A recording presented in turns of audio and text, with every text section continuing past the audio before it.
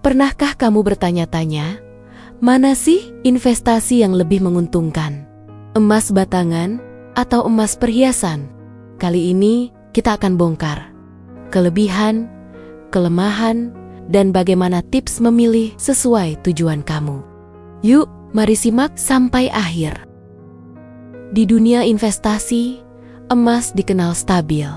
Tapi tahukah kamu, ada dua bentuk utama, batangan dan perhiasan. Keduanya punya tujuan dan risiko masing-masing.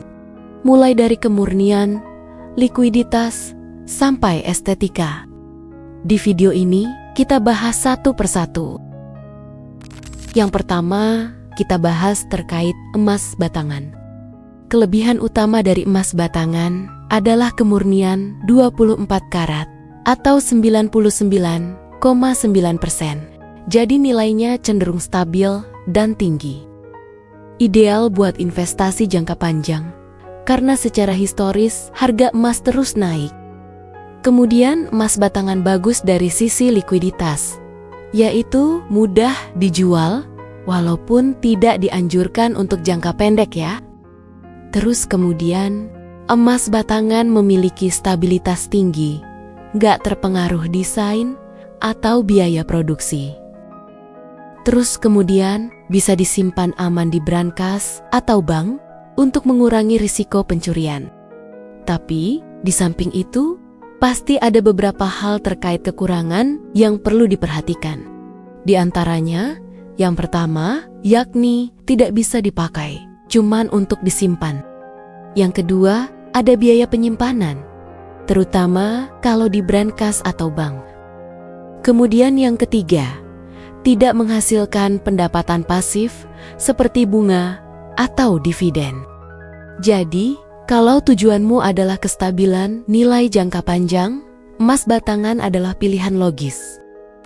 Sekarang kita beralih terkait kelebihan dan kekurangan emas perhiasan. Emas perhiasan lebih dari sekedar investasi, juga aksesoris.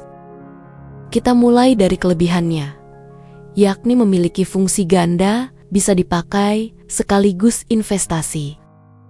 Kemudian emas perhiasan juga mudah didapat, tersedia di banyak toko lokal.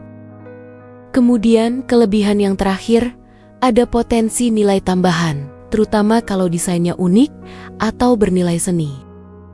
Namun, emas perhiasan juga memiliki kekurangan. Di antaranya, yang pertama, kadar emas lebih rendah. Biasanya 18 karat sampai 22 karat, karena campuran logam lain.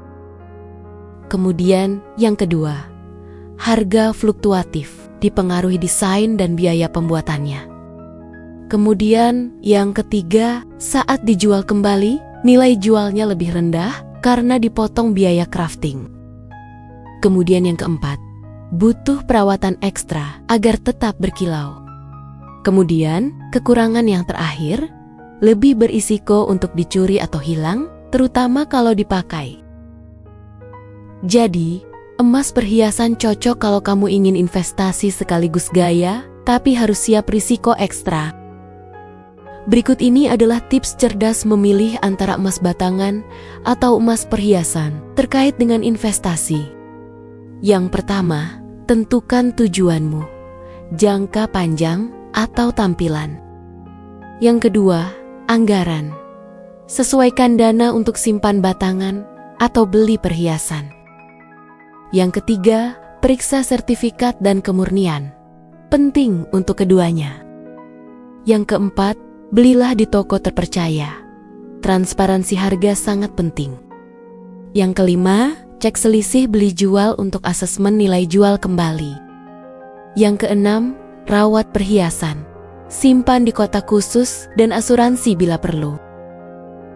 Dengan ini, kamu bisa memilih yang paling sesuai gaya hidup dan tujuan finansialmu.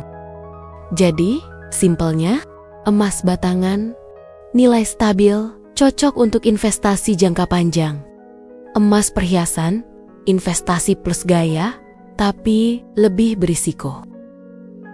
Kalau kamu punya pengalaman atau pertanyaan tentang investasi emas, tulis di komentar. Jangan lupa like kalau kamu merasa terbantu. Dan tentu saja, subscribe supaya kamu nggak ketinggalan konten seputar investasi dan keuangan. Sampai jumpa di video berikutnya.